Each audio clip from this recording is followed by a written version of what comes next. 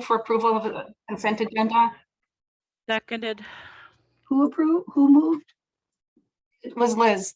Liz, thank you, Liz. And Holly seconded. Any discussion on this?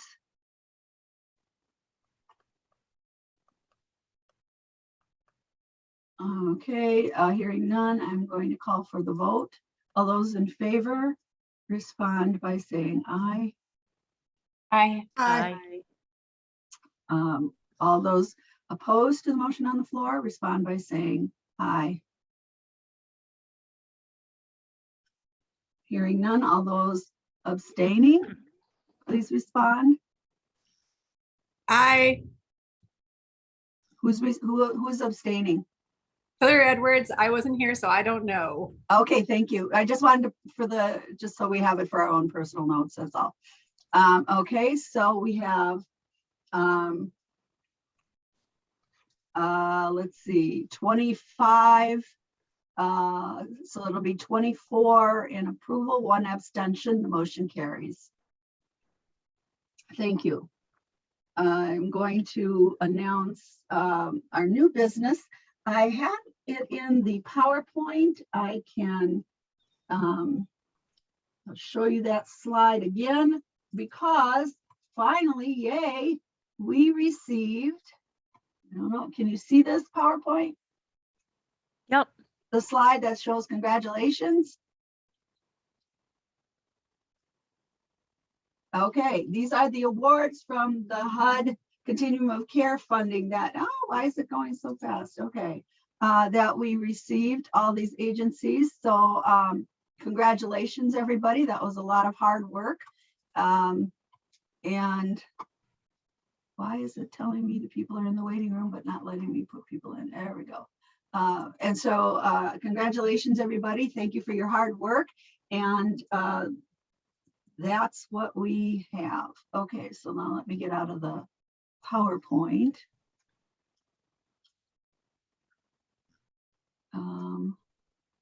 Okay, so that takes care of that. Back to there. So, Teresa, yes. would that information be available in our packet after the meeting and for the minutes for the next meeting? Yes. Thank you. And I will also be posting it on the website. Thanks. Okay. Then each agency did receive their own copy of announcing and that they were funded. Okay. At this time, I'm going to ask Becca Pritzel, who is our CoC housing navigator, if she will give us a brief update on our EHV, emergency housing vouchers, and our housing choice voucher referral program, since she is the one who does the hard work trying to find the placements for people. So Becca, and I don't see you. She was here. Becca, are you here? If you are, you're on mute.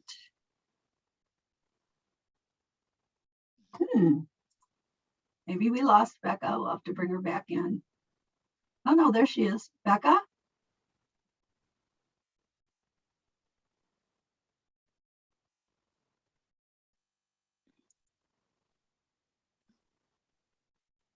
I have to mute you. Okay. It says I'm just supposed to ask you to unmute. I'm not sure how this goes.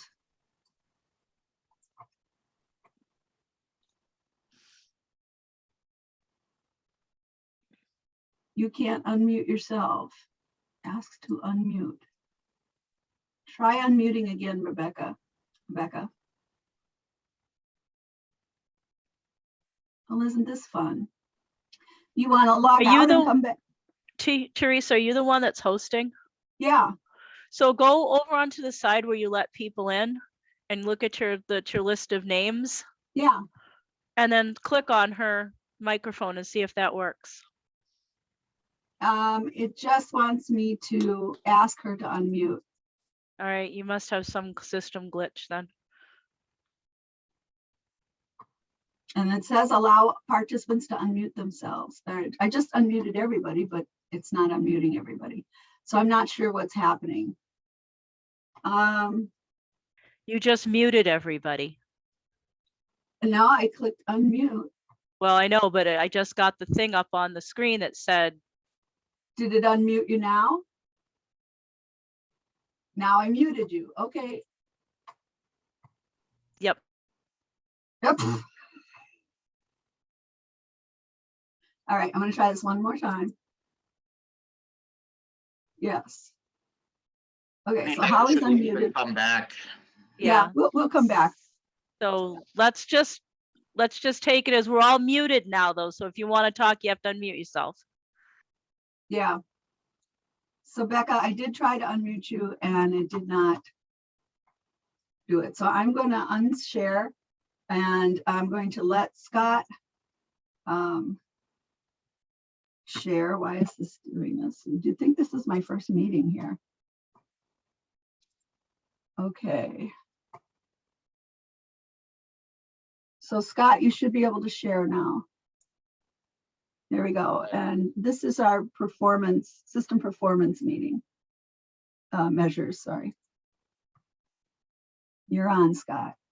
Okay, thanks everybody. My name is Scott from the System Performance Committee. I'm a co-chair with Araida Vasquez. Most of you know us, but for those of you who don't, Araida Vasquez is our HMIS lead here. That's Homeless Management Information System. So when it comes to anything that has to do with data, whether it's for agencies collecting and sharing data, or point in time counting data, or system performance, when we look at data, Araida is somewhere involved with lending her expertise and data and analysis. And I talk a lot, so I am giving the presentation today as we decided, and we're going to look at system performance. This is our third presentation, actually. The first one was scheduled for the Alliance meeting when COVID started, so it was postponed until later. So this is our third one, and we're hopefully on the other side of the pandemic. And for our presentation today, instead of going through all the different system performance measures, we're really going to focus on just a few things, specifically rare, brief, and non-recurring. That's kind of a catchphrase in homelessness, that it should be rare, brief, and non-recurring, which I think we would all agree to. And we're going to take a look at that a little bit today at this meeting. First of all, can everybody hear me okay? Is my mic okay and all? Yes. Okay, Well, great. I can hear you. Yep, All right. no problem. So this is the same thing. We talk about everything. What is system performance and who's our committee?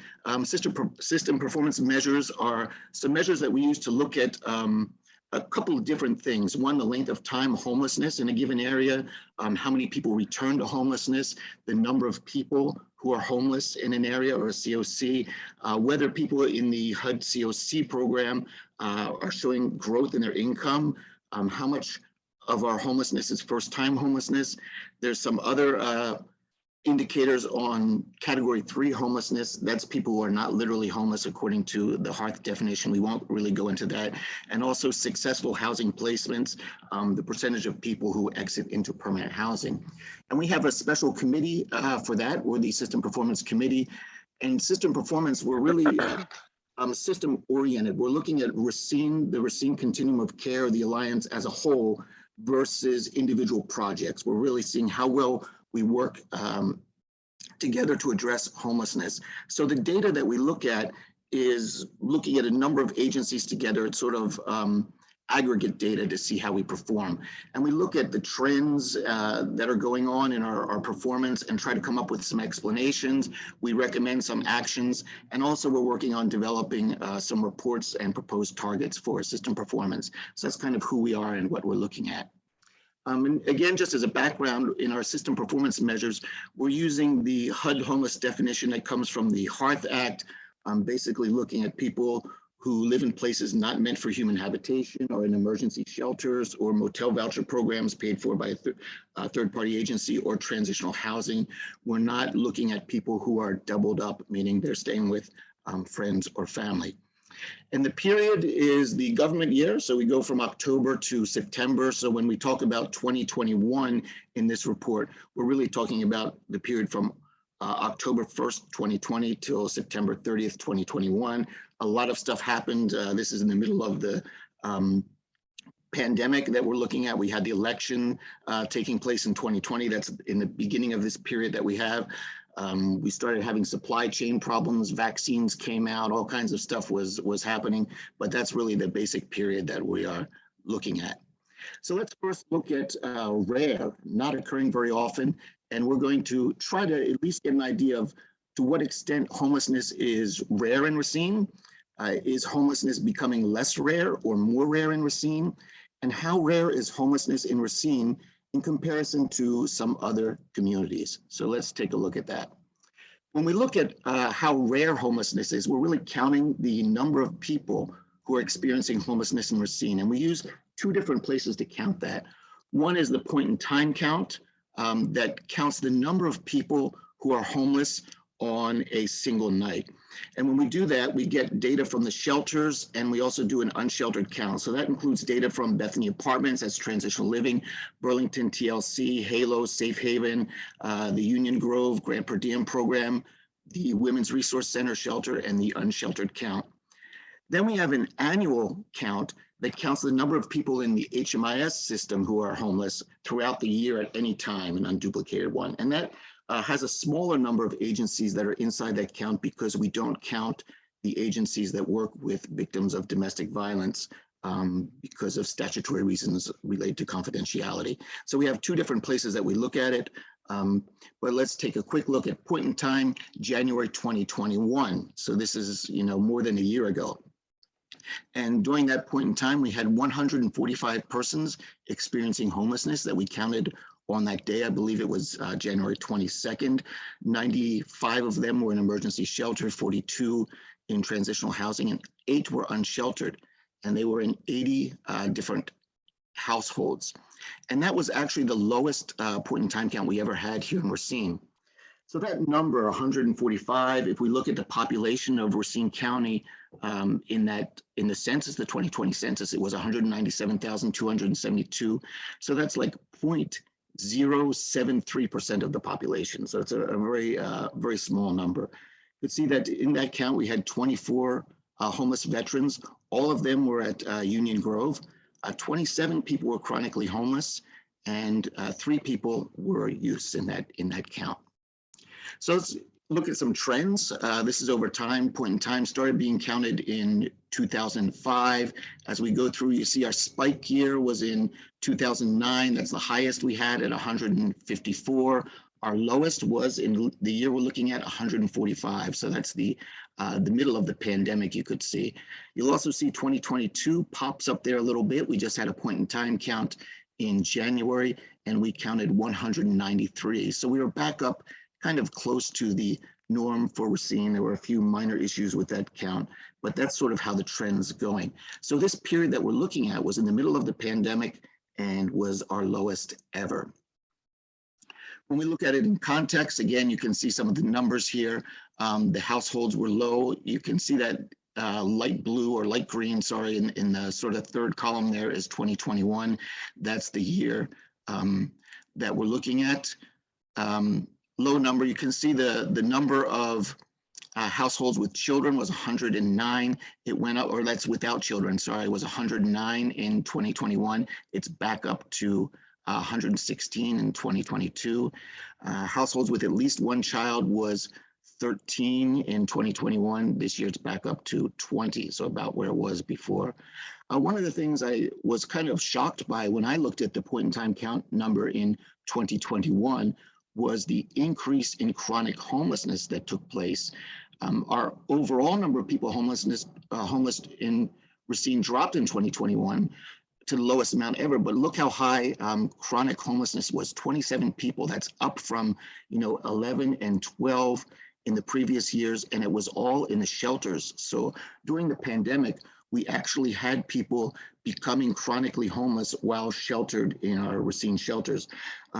I was going to say a lot about that, but then we took the 2022 point in time count, and you see we cleared that chronic homelessness out of the shelters, and it's down to 7 in 2021, which is actually lower to the pre-pandemic period. So that was some good news that took place afterwards. But when I first looked at those numbers, it was quite concerning. Our annual count kind of follows what we saw, the annual count is also the lowest ever there. You can see it's down, and it was also down a little bit in 2020.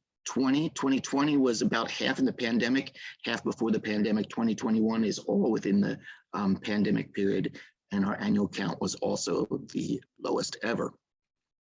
So now I thought I'd compare it a little bit to homelessness in the point in time count in some of our other CoCs. We have 5 continuum of care here in Wisconsin. The balance of state is the largest one, which is every county except for Milwaukee, Dane, and Racine. And the balance of state in the 2021 point in time count at 2,420 people. Seems like a lot compared to us, but the population is actually much higher. They have 69 counties, and that is actually 0.053% of the population there. When you look at those percentages of the population along the bottom, in terms of rareness compared to population, we're really the second smallest by percentage in terms of how rare homelessness is in our county by population. Again, balance of state is largely a rural continuum of care, but we are smaller than the other continuum of care in terms of homelessness. Then I compared us to some similar communities in states, adjoining states. I looked at St. Louis County, Minnesota, which is Duluth, which is very similar to Racine in terms of the population, the number that's urban in the actual city as compared to the county, as well as its location being up against a lake on one side like Racine is. I also looked at Sangamon County in Illinois, that's Springfield, and Saginaw County in Michigan, that's Saginaw City, all relatively similar populations. I took the 2021 pit count, and you can see we were lower than all of those comparative communities, and the percentage of the population was also lower. So we could say that those similar communities in neighboring states, we have a smaller homeless population here, and it's more rare. There are some different factors that contribute to how rare homelessness is and the number of people homeless. One is diversion, it's shelter entry. Less people become homeless at the time they would enter shelter if they can find another safe place to live. So let's say in the morning, it's 9 in the morning, someone had been staying with their uncle. Uncle says, you can't stay here anymore. First thing they do is call Halo. Halo says, come in, and they enter Halo. Then that person becomes homeless on that day at the time they enter shelter. They call Halo, and Halo says, well, do you have any other places that you could look at and they, for staying tonight? And the person says, well, I could go to my aunt's or, my other uncle. They say, well, why don't you try that? And if that doesn't work, then come to shelter. And they actually go and stay with the aunt. Then that person was diverted from shelter entry and doesn't become homeless on that day because they don't enter the homeless system. So diversion actually decreases the number of people homeless if they can be kept from going into shelter as long as they're in a safe place. Prevention assistance also helps limit the number of people homeless by preventing people who potentially enter homelessness through evictions or other things by avoiding that. If episodes of homelessness are kept brief, then people move out of homelessness quicker. This doesn't necessarily change the point in time count because that's like a snapshot at any day. It can decrease point in time count because you're not hanging around as long in the system, so people are in and out faster. So on any given time, there might be fewer people. It doesn't decrease the annual count. And again, housing stability could also be a factor decreasing homelessness if people don't go back into homelessness after they leave it. Externally, we look at the availability of affordable housing, economic factors, all of those kind of things. So in conclusion, when we look at is homelessness rare in Racine? I think we can say that homelessness is pretty rare in terms of the percentage of the population that's experiencing homelessness. It's rather small. It became more rare in 2021. It was our smallest number ever, and we could see it go down. And homelessness was more rare in Racine than it was in some neighboring counties and the rest of the continuum of care. Despite that decreasing homelessness, chronic homelessness increased, but fortunately it decreased in 2022. So I think when we look at how rare homelessness is, we're doing pretty well in Racine. But now let's take a look at brief. How brief is homelessness? And again, we'll look at the extent to which homelessness in Racine is brief. Is it becoming more brief or less brief? And how do we stand in comparison to some other communities? So when we look at length of time homelessness, it's system performance measure number 1. We actually look at this in data, and we're going to look at a couple of things here. There's the average and median number of days in shelter, and the average and median number of days in shelter and transitional housing. And in this one, because we're using data that's in the HMIS systems, we're looking at Burlington TLC, Halo, and Safe Haven for the shelter data, and then we add on the Union Grove Grant Per Diem program for the one that includes shelter and transitional housing. So when we look at length of time homeless in Racine, the average length of time homeless in shelters in 2021, again, that's October 2020 to September 2021, was 168 days with a median of 61 days. When we put in transitional housing, it was an average of 177 days to 75 days. So when we look at that, that's really like over 4 months on average, people were staying in shelter in 2021. So the number of people was fewer, but the length of time that they were staying in shelter was fairly long. When we look at the trends here, you can see a couple of different lines here. The green line and the light blue line are the average for shelter and transitional housing, and the yellow and brown line is the median. So you see that the median number of days homeless went down a little bit, but the average increased for both shelter and transitional housing. And when we look at those two lines in the trends, they have been consistently increasing since 2017. So the numbers are still going up. This is our numbers in comparison. I'm just looking at shelters here. And these are 2020 numbers, by the way, not 2021, because I didn't have the data for the other CoC. So I went back to 2020 data. And when we look at our average length of time homeless in shelters, you can see Racine, Wisconsin, 502 is in green. We far exceed all of the other continuum of care in Wisconsin. So we have a much longer length of time homeless than any of the other ones in Wisconsin. When we look at some comparative communities doing the same data, again, Wisconsin is the green one. We're comparing to the same ones, Saginaw City, Springfield, and Duluth. Again, the only one that even comes close is Illinois, the county we looked at in Illinois in shelter, but that's still, almost half as much as we're seeing. So again, when we compare to other communities around our neighboring states, our length of time homeless is still longer. There are a couple of things that affect length of time homeless. One is successful housing placement. If we can get people out of shelter faster, then the length of time homeless decreases. This would include coordinated entry, our systems of linking people in shelter to projects designed for people who are homeless, as well as non-CE options, which might be getting people into subsidized housing or market rate housing.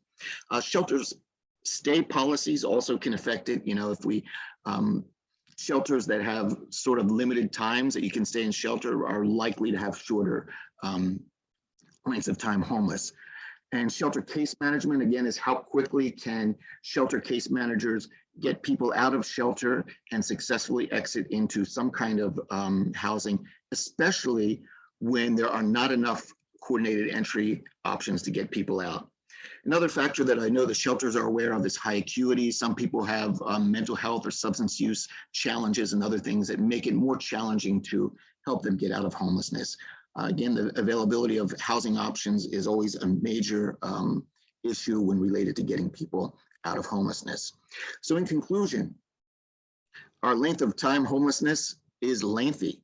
On average, people become homeless in Racine, remain homeless for 4 months or more. So homelessness in Racine, I think we could say, probably is not brief. And the other bad news is it is becoming progressively less brief. Instead of becoming shorter, it's actually becoming longer. When we compare this to our neighboring communities, whether it be our sister CoC in Wisconsin or some similar communities in other states, we're still less brief or longer periods of time homelessness than our neighboring communities. So length of time homelessness or brevity of homelessness, we're not doing all that great. So let's look at non-recurring. This is the extent to which people leave homelessness into permanent housing and then become homeless again within 2 years. So to what extent is it non-recurring here? Is it getting more or is it recurring more or less? And how do we compare? Same drill here. So what are we looking at in returns to homelessness? This is our recurrence. We're looking at what percentage of people, sorry if you could hear that ambulance, I'm right next to Washington Avenue here. What percentage of people who left homelessness into permanent housing returned to homelessness within 24 months according to an HMIS entry? So that's what we're looking at in terms of the data. Arida could definitely explain that a lot better, but we're looking at data from street outreach, from our shelters and transitional housing and permanent housing programs that use HMIS. That would be Burlington TLC, Halo, Safe Haven, Union Grove, Hope Center, CVI, and Lutheran Social Services. So here's returns to homelessness by project type. Overall, we had about 15.81% of people who exited homelessness into permanent housing in Racine in the last 2 years before the end of this period returned to homelessness, so about 16%. When we break it down, you can see this as the first group, if you look all the way to the left, returns to homelessness in the first 6 months. That means someone entered permanent housing, within 6 months, they were back in shelter again. You can see street outreach is the one in green. That's up to about 11% there. Emergency shelter, also around the same amount. Transitional housing and permanent housing a little bit lower. As we get to people who came back to homelessness between 6 and 12 months after entering housing, it's smaller. And then the other one is after 12 months. So that's how we sort of fit in there. When we look at the totals all the way on the right, emergency shelter had most of the people coming back into homelessness as a percentage, followed by street outreach, then transitional housing. Permanent housing had less, about 16%. When we look at returns to homelessness, it is a little bit interesting here. If we look at the trends, we had a lot of returns to homelessness in 2018. It dropped a little bit. It was kind of steady for a while. And 2021 is a very interesting year because if we look at the brown line that's at the top, that's the number of people who returned to homelessness in 24 months. That actually declined in 2021. So those real long-term returns to homelessness was less during that period. But the green line, which are returns to homelessness in 6 months, went up. So that means people who were housed like in 2021 or in 2020 or the beginning of the 2021 year came back into housing very quickly. So it looks like we had less housing stability in that 6 months, either during or right before the 2021 fiscal year that we're looking at. It's usually a bad sign because if our short-term returns to homelessness is increasing, it's probably likely that the long-term ones will as well, but we'll take a look at that as we go along. This is in comparison to our other continuum of care.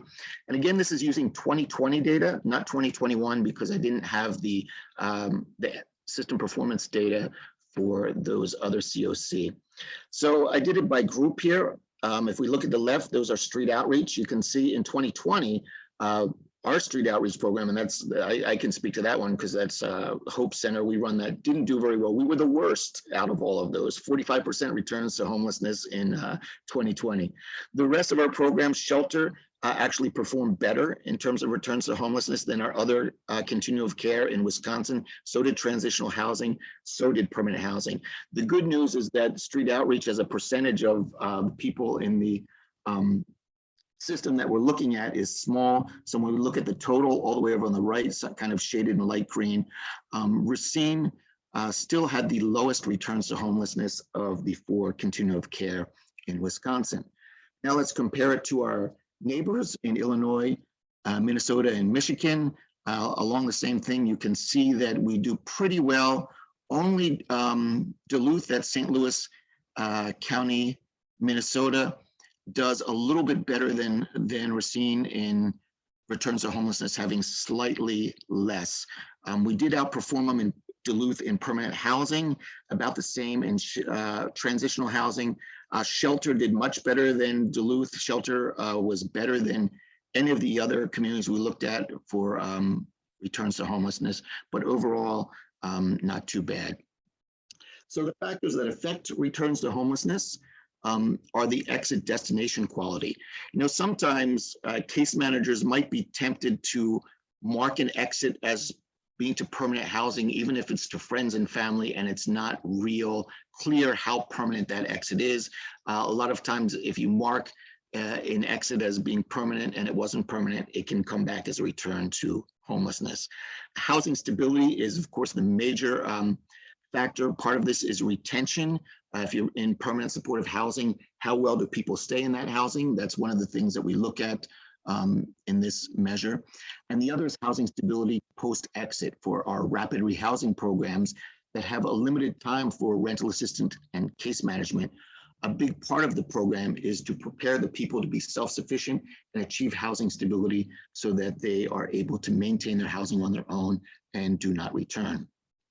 So overall, our recurrence rate was about 16%, about 16 out of every 100 people who experienced homelessness and then entered permanent housing returned in 24 months. We didn't have too much improvement despite recovering from a spike in 2018.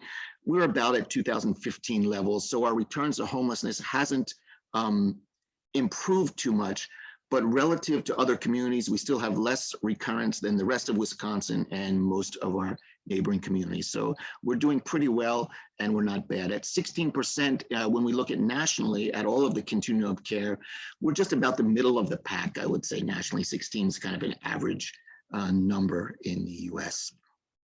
Just a couple other things to look at. This isn't related to what I was presenting per se, just some other factors. First-time homelessness dropped during the year we looked at. Again, all of homelessness drops, but we really did have a big drop in first-time homelessness. Successful housing placements here.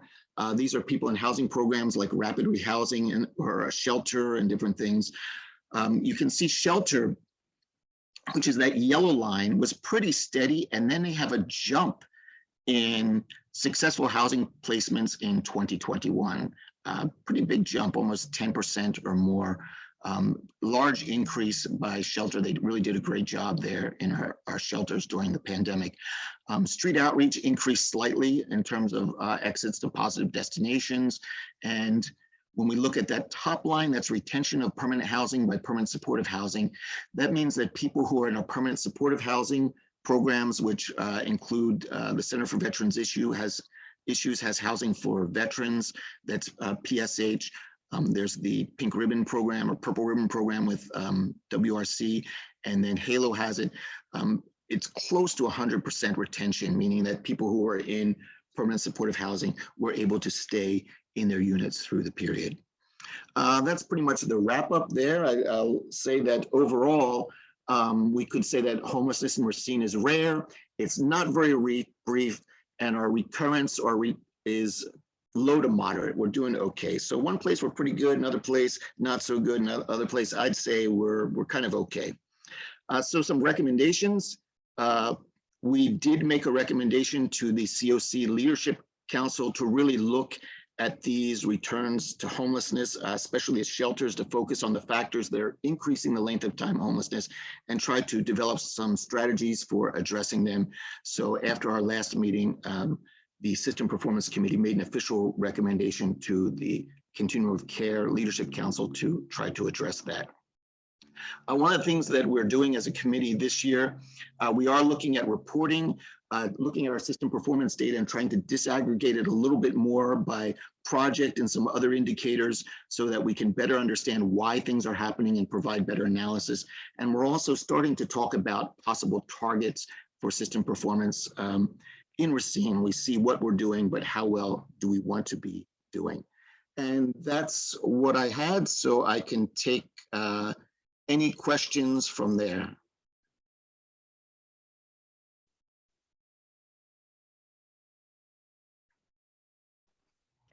So I think one of the big issues still remains the issues with mental health. you know, there's a number of people that we could think about moving on into housing, but the types of housing that are available out there are just not conducive to some of the mental health issues that we experience. We've got one client in particular. She is in our supportive, permanent supportive housing program. She is, because of the nature of her illness, she's compelled to damage the apartment in serious ways, removing doors, damaging windows, and it just because of what her mental illness tells her to do. So for clients like that, we have a difficult time placing them and keeping them in that specific apartment. So we try to like bounce them around from apartment to apartment. What we need to do as a community is try to find some landlords that are really willing to work with high risk population people who just aren't going to get better, because the alternative is we put them in permanent supportive housing and we bounce them around and we pay for all the damage, or we try to keep them in shelter a little bit longer. We try to get them stabilized here, get them the mental health, the help that they need.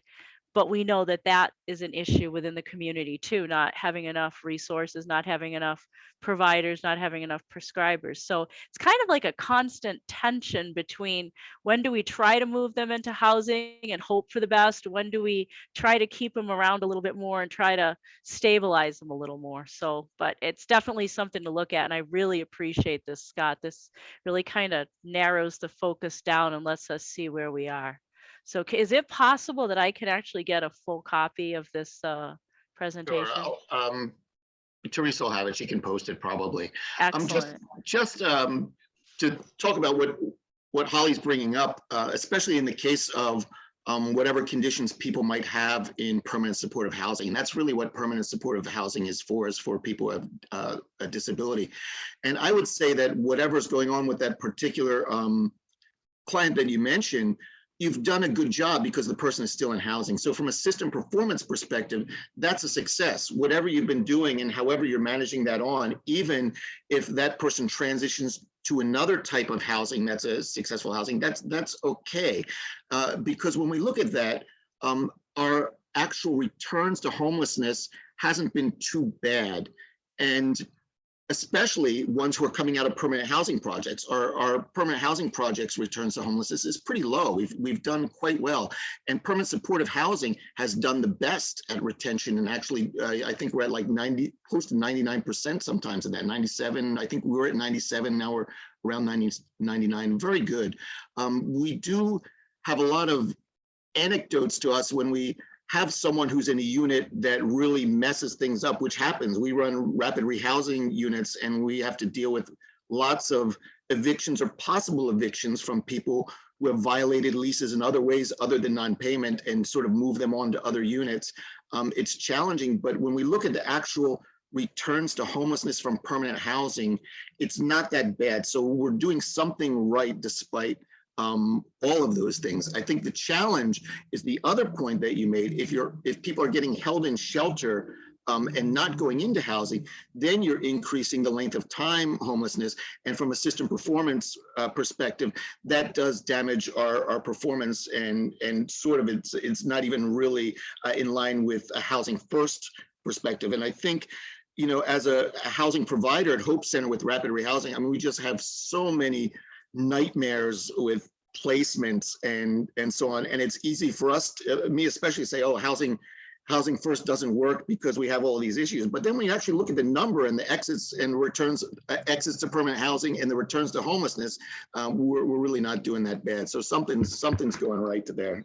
Yeah, and you know, the thing of it is it really only takes a few people with exceptionally long stays to really skew the data. I mean, we've got 2 people here that have been here for over 2 years, despite our best efforts. And we've got another one cruising in that direction because the individual continues to turn down housing opportunities. But the individual is so severely mentally ill that we cannot fulfill our obligation to the community by just saying, well, if you're not going to take this housing opportunity, we're going to kick you back out onto the street, because then that's not fair to the community either. So yeah, I mean, it's point very much noted, Scott. Thanks. Teresa, could I ask a quick question? Go ahead, Vicky. Scott, I really appreciate that overview and that data. Thank you for providing all that and putting that together. I'd be really interested in seeing some of that data on, particularly on your breakdowns of rare, brief, and reoccurring by race and gender. Is that something that you can share? Actually, and Teresa can probably talk to that because we actually do look at racial disparity and so on and have information on that. And we've been trying to form a work group that looks specifically at those things. We started out looking at it within the system performance measures, and it is actually a whole set of data that's actually fascinating because there's a couple of things that you look at. One is the disparity of people who are using services and actually in the homeless system in relation to the population. Typically, we see probably what you would expect, that African Americans have a higher, a disproportionate rate of becoming homeless in Racine, in the same way that they're disproportionately affected by poverty. I think it goes along with that, particularly in there. Sometimes the actual thing that's interesting is ethnicity. In terms of being Hispanic, at one point it was actually lower than the population. There's a lot of very fascinating data on that. I don't have it for this presentation. I think it's worth a whole other presentation, and Teresa's been trying to get the committee up and running for that, but it is available and Arida has it. It's fascinating stuff, and it's stuff that we really do need to look at because it tells a whole different story behind it. Because part of the thing that we look at, and I think at our last SPM System Performance Committee meeting, I mentioned a little bit, showed some of that data from point in time, that we often get the idea or talk about anybody could be homeless, everyone can fall into homelessness, and so on that perspective. But the truth is that it disproportionately affects people of color. It's not the same, and the data actually shows that when you look at it. So we look at racial disparity in terms of the number of people becoming homeless. But the other thing that we look at in terms of system performance is there a disparity in the outcomes? Yeah. You know, is there a disparity there? So I don't have that data here, but maybe we can present on that. I don't know if Arida is here, but we definitely can do that and work on that for a future presentation. Thanks. I think that would be, I mean, I know, having seen Arida go through some of the data she has available, that all that is there. I think you're exactly right, Scott. That's what would sort of paint a fuller picture of what's really going on in terms of use of service, outcomes, all of that. And I would really love to see that. And so if that can be a future topic of conversation, so we can have that richer picture of what's happening, I think that would really be helpful. I have made a note of that, Vicki. The interesting thing that we have to note about some of that too, is that pretty much with the exception of race, everything else is self-identified. It's who identifies as male, who identifies as female, who identifies as non-binary. Do they identify as having a mental health issue or an addiction issue, or, you know, all the other different data points that we collect? Do they identify as being a veteran? You know, there are some veterans that will not identify as vets because they have dishonorable discharges, so they don't want to bring that up.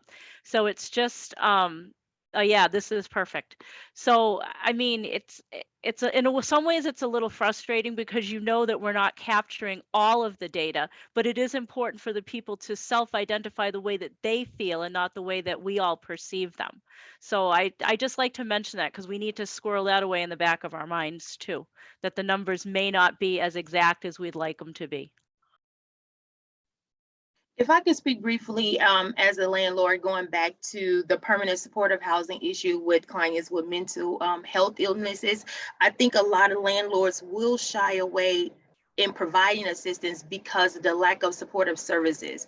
Many of us would like to help, but if we don't have any assistance in how to better care for this person that may damage our walls and our doors, then those are opportunities that we will pass up. So my question to the group is, for those going into permanent supportive housings with serious mental illnesses, what support services are available for landlords to be open to accept clients of that sort? Well, I think that there's a couple of points that you're raising here, Lakeisha, and those are important.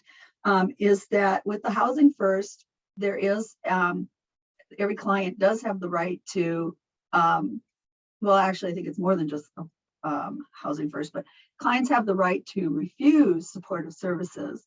Also, supportive services coming from the shelters or from street outreach are, the dollars for that are limited to a certain number of months. And we have to remember that the shelters and the case managers are not mental health providers. And so that, I think, is where it comes into play. Like, yes, we want to have supportive services for those. There's some people that need a very light touch. They really are good. They don't need anything else that's coming along. They're good with everything, how they're handling things. And then there's other people that just really do need a greater touch. And even if they have case management from, say, Halo or from Hope Center, it's not going to be enough, because it's not dealing there. These are not mental health providers. So that's an issue that we can certainly look into, bringing mental health care providers to the table to talk about this at another meeting as well. Holly. Well, that's something that I've been talking with Hope Auto about, and we were planning on, I think Lakeisha, I might have mentioned that to you.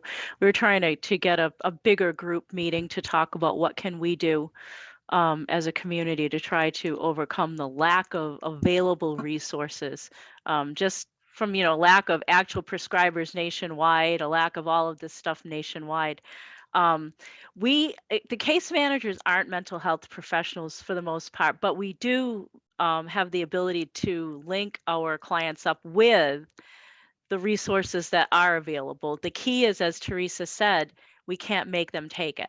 And unfortunately, we have moved people into permanent supportive housing, and we've literally, well, Jeff is sitting here. I just see your face, Jeff, and Jeff will tell you, sometimes trying to track some of our permanent supportive housing clients down to meet with the case managers is a real difficulty.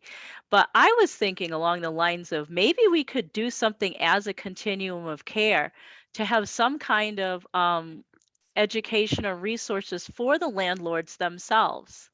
Maybe even like a monthly meeting, we could address different topics, provide resources that they can reach out to try to gain an understanding, to try to gain an education, because the more they know about addiction, mental health, permanent physical disabilities, things like that, the more they know about how they can help their clients that are living with them or living in their thing, the more comfortable they're going to feel making a decision whether they feel comfortable renting or whether they don't. If the more comfortable they feel with it, the less eviction we're going to tend to have, I think. So maybe that's something we could think about convening, Teresa. Got it in the notes here. Yeah, That's a good idea. So as not to malign people with mental health conditions, that there are people who destroy units. There can be a lot of different conditions that are there. Yes. And one of the big challenges is that the areas where we have issue is with people who, as you said, decline mental health services. Yes. Or don't recognize that they have a mental health condition. So you're really talking about untreated mental health conditions. Yes. So part of the challenge, I suppose, at case management might be more utilization of motivational interviewing and other things to sort of try to address that issue and bring someone towards treatment, because that's where one of the major challenges are, is people who aren't using medication or in touch with things. Yeah. And we often have those cases. From a landlord management perspective, we have a lot of challenges in rapid rehousing as well. We've had those many times. In some cases, from a project management perspective, we have elected to take non-grant funds to pay for damages as people were leaving units, and then later have had calls from those same landlords saying, hey, we've got another unit that's available. Do you people have any clients? So part of it is not just what a project participant is doing in the unit, but as an agency, how do we deal with that with the landlord through that process of trying to get the best outcome for all parties involved and not sort of stick the landlord with another thing, even if the grant funds can't be applied to that, because there's a limited number of landlords available. I mean, that's one of the challenges that we face. We don't want to lose one that we're working with, so we'll really go take the extra effort and kick in funding from another sort if we have to fix some kind of damage, keep that relationship, and be able to place more people in units with that landlord in the future. Yep. And it's not always cheap because, you know, we rent the units, we do the same thing. We kick into the repairs and, you know, try to keep the relationships as good as possible. But it may not be cheap financially, but it's priceless in terms of maintaining the relationships, as Scott says. So.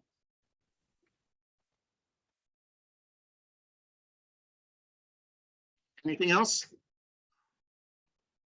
You Last had chance. you had your data up there. Did you want to do that real quick? No, it was just something that was there. That was from when we were at our last point in time work group meeting. I think we just looked at it in general, but there is some more analysis on that kind of thing, so we can look at that in the future. And again, if you're really interested in racial disparity and homelessness and outcomes from Racine, please talk to Teresa to get on that work group.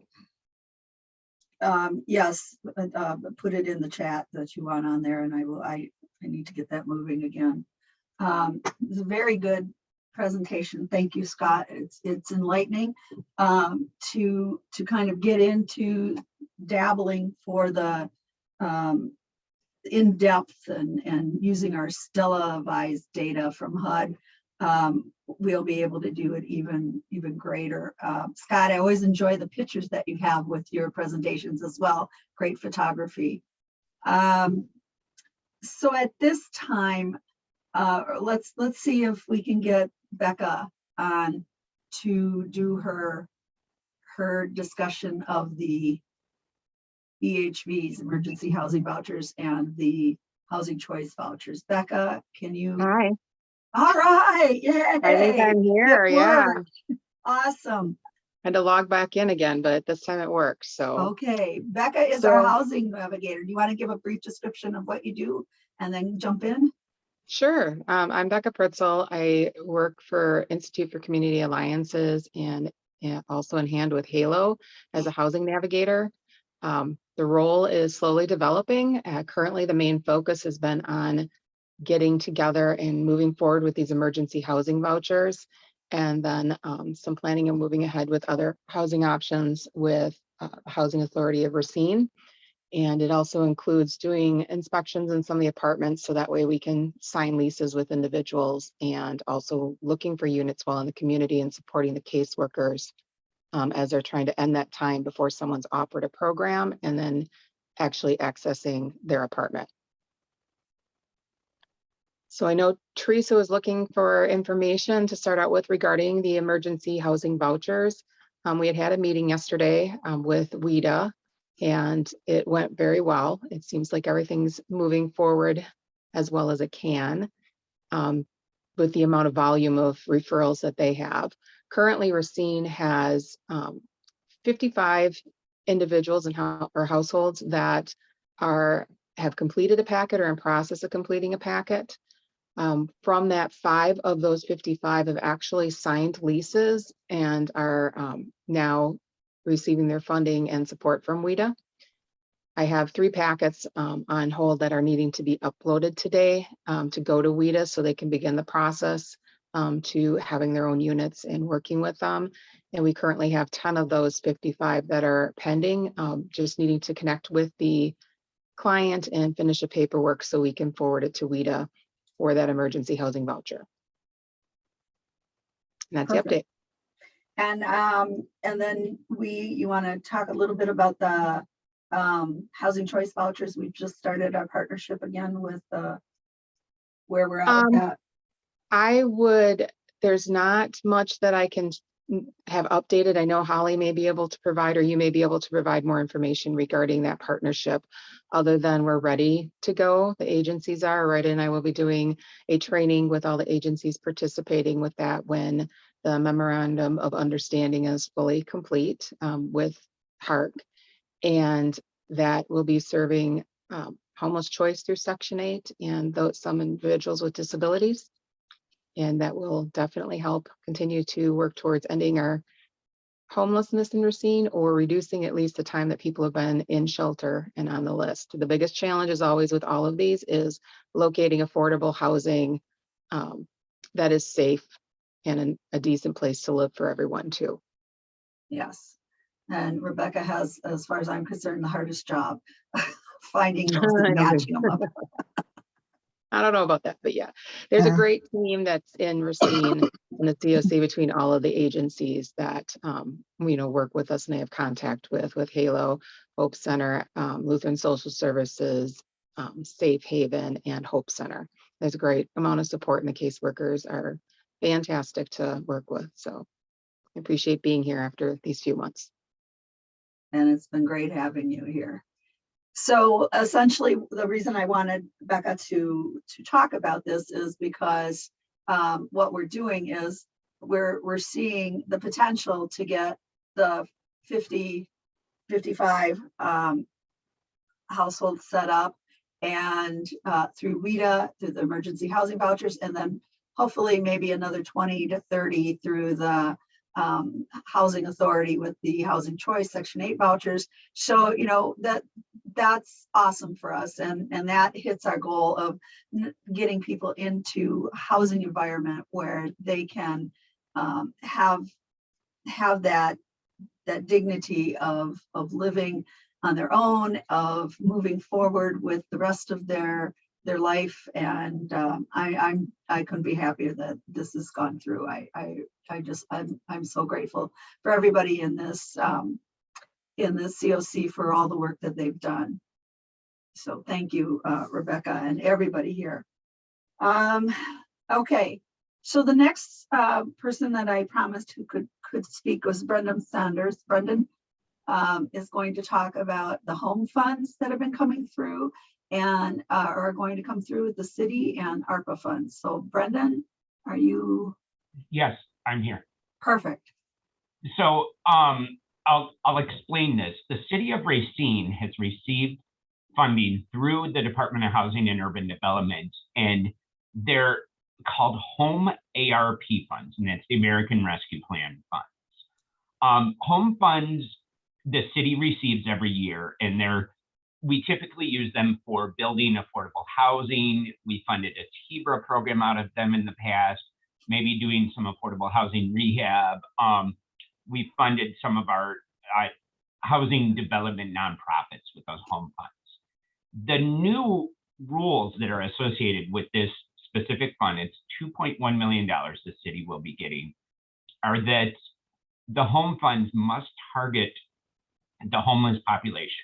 So that could be homeless as defined under McKinney-Vento, at risk of homelessness, fleeing or attempting to flee domestic violence, part of other populations where providing supportive services or assistance would prevent homelessness, and veterans and families which meet the general definitions of 1 through 4. We want to put a good focus on this. These funds are a little different because they can be all the way from providing supportive services, acquisition and development of non-congregate shelter, tenant-based rental assistance, development of affordable housing, affordable rental housing, nonprofit operating funds, nonprofit capacity building, and administration and planning. So this gives us a lot of flexibility that we didn't necessarily have before.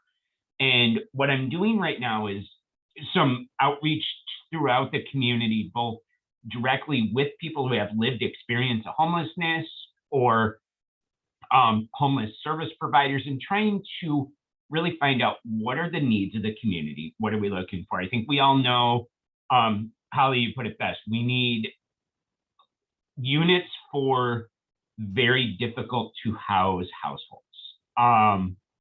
And how do we do that? Do we, what's the process? So I'm going around, I had one meeting with a group of some of the advocates and leaders throughout the continuum of care, asking their thoughts on these. I got some great ideas. I'm going to have some individual meetings and smaller group meetings from there. But what I would love is if you have ideas about, what we need, or what is the need in Racine? I know 1-bedroom units and smaller are critical. Also 3+ bedroom units for larger families are also critical. So those two, how do we do that? How do we make that happen? How do we bring everyone in?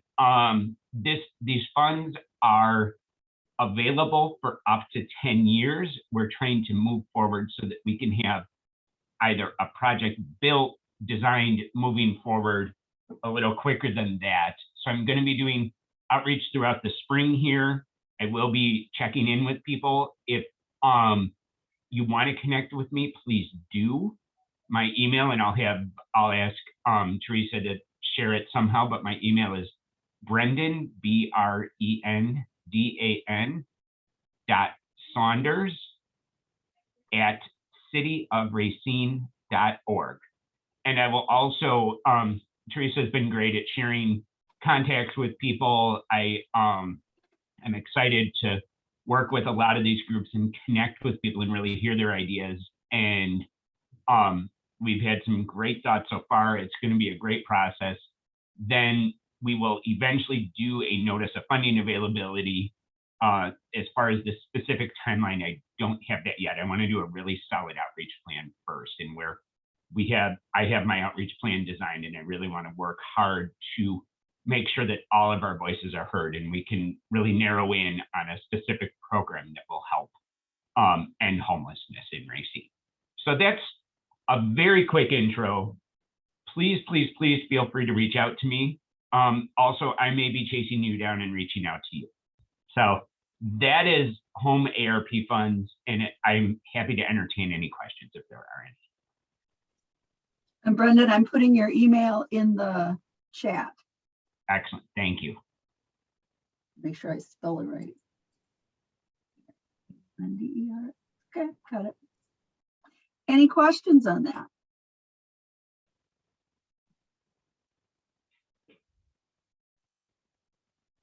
I don't hear any at this time. We should keep in mind also that the next round of continuum of care funding will be coming out. How soon, I'm not sure, but I know that we are required to register our intent to apply, which we are going to do that. So that means the whole round of ideas are coming through, and it's possible. Last time they sought collaborations for permanent supportive housing between healthcare providers and the CoCs. So, that might be something that we need to think about, and maybe there's in combination a lot of funds that are coming out, but we need to be intentional about it. So that's going to be coming through in the next couple weeks. I hate to say months. I mean, I'm planning out to August already, so this year's going fast. Is there, at this point, are there any other questions for Brendan? Okay, I'm going to take that as none. I don't see anything in the chat. So at this time, I am going to ask for us to go into our community sharing time. I did put some attachments in the packet. And let me share the screen again, and do I have them at the very end? We have some things coming up with, hello.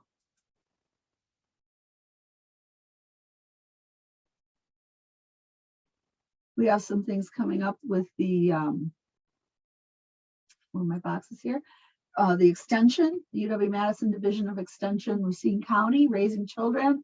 The links in your PDF should be active for registering. We have the Rent Smart program. Please encourage any of your clients that could benefit to register for this. They're held monthly. I will be putting them up on the website. The Fight to End Exploitation has advocacy training for sexual assault and human trafficking victims with the Belief survivors. I have the dates for March in there, and then also their flyer. Are there any other community sharing that people would like? I'm going to try to start it off with Holly. Can you share the news about your legal, the funds that you received for legal advocates at the shelter? Sure. So we got around $800,000 for, it's a 3-year grant.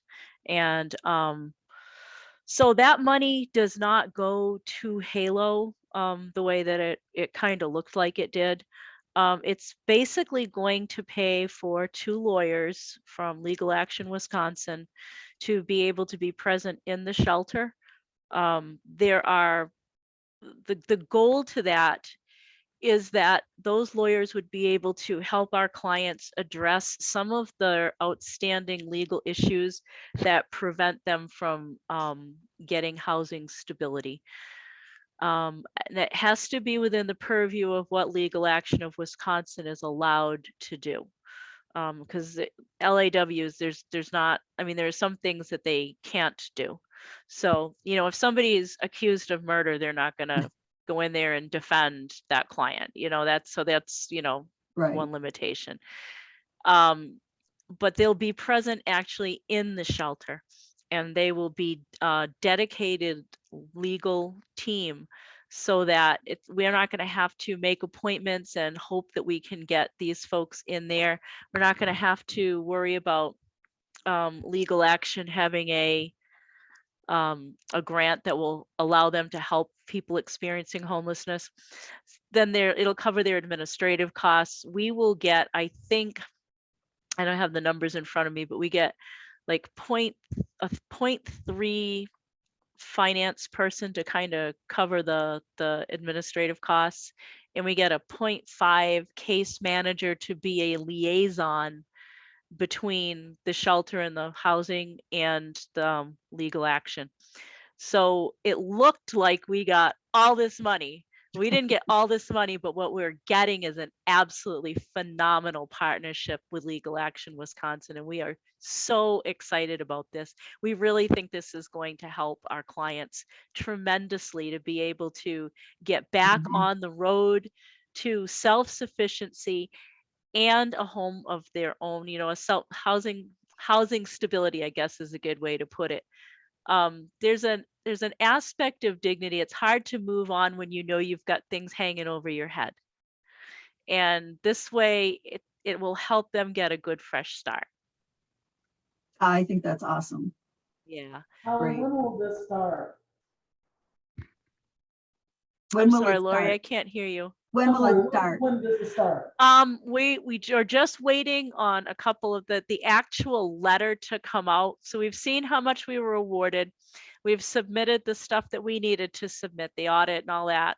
But now we need to get the letter back from the government to tell us, you know, the exact award letter.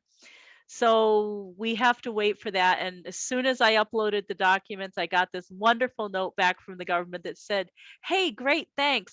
We're behind. So it could take a while. We'll get it to you. So I don't have an answer for that, unfortunately. But from our standpoint, it'll start as soon as we get permission to start. Sure, thank you.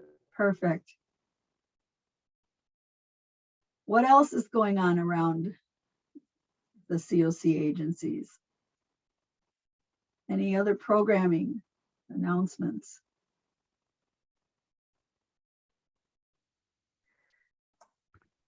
Hi. Oh. Oh, go ahead, Amy. Okay. I am Amy Wolf. I am the new Director of Development for Safe Families for Children here in Racine and Kenosha.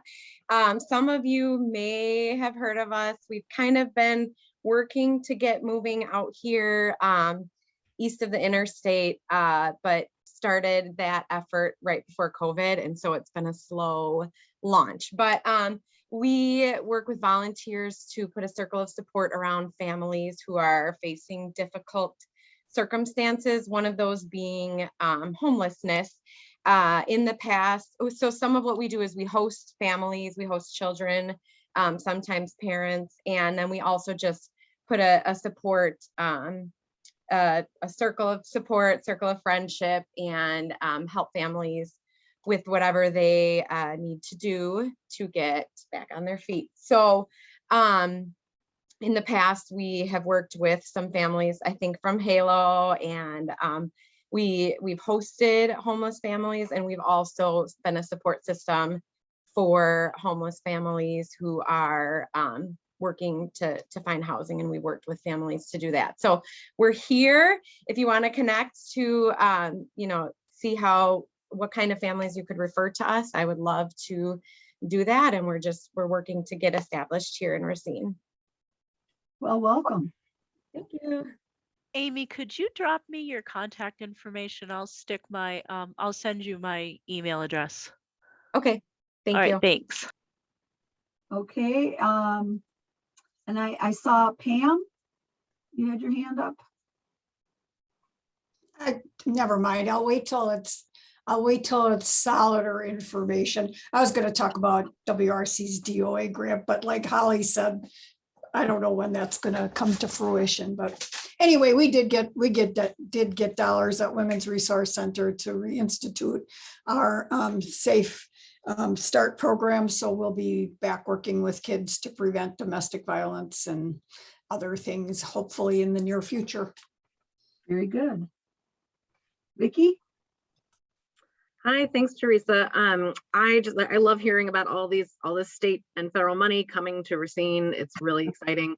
I wanted to just make sure that folks had seen the announcement late last week that the city of Racine is getting a total of $35 million from the state to do two things in the Lincoln King neighborhood, both of which obviously will benefit the whole city. One is to build a federally qualified health center to really break down barriers for those who need access to high quality healthcare. And so that will be built right next to Julian Thomas Elementary School on what is now that sort of vacant block in between Julian Thomas and the current King Community Center. The other part of that grant is to allow us to rebuild the Martin Luther King Jr. Community Center. And I know there've been sort of rumors circulating that the city is tearing down the King Center or removing its commitment to that neighborhood. That is not true. And I want you all to hear that loud and clear from me this morning, that the current King Center will stand as it is until a new and expanded center is built. And that new center will be built basically right next door to the existing King Center. And there will be lots of opportunities for residents and partners in that neighborhood to provide input about what should be at that new center, what should it look like, what kind of services should be there, what should the design look like. We will have lots of opportunities for input, but we got the grant that will help us do both the health center and the new King Community Center. We also got funding from the state we got $15 million to build new affordable housing for home ownership in the Lincoln King neighborhood, and to rehab homes in that neighborhood that have been in tax foreclosure and sitting either empty or abandoned or not in great shape for many years. So we are really excited about the prospect of expanding access to healthcare in that neighborhood and expanding quality housing and opportunities for home ownership in that neighborhood. So there will be lots more coming. The grant announcement was the start of the process, not the end. But I just wanted to make sure and share that good news as well of more resources coming to our community. Thank you, Vicki. That's great. Chelsea. Hi there. My name is Chelsea Meyer Foster, and I'm the contract administrator for the PATH grant.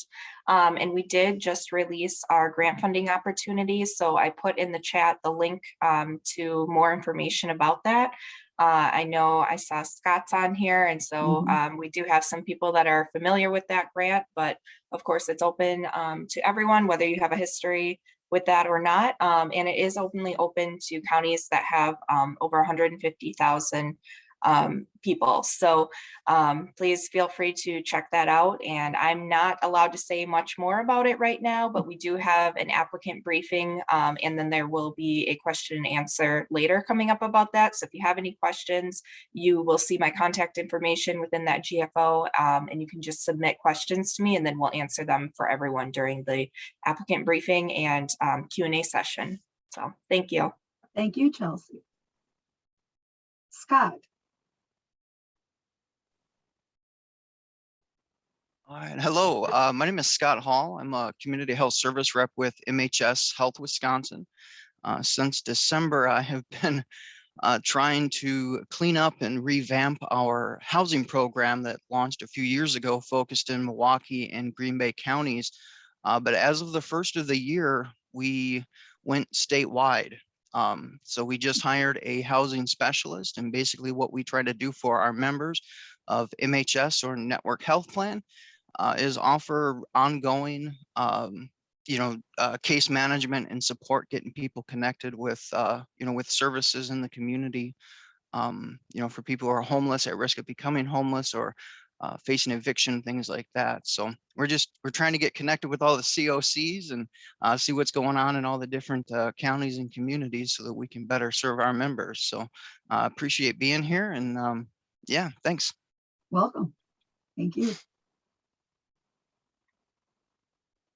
Anybody else? See if there's any other hands up.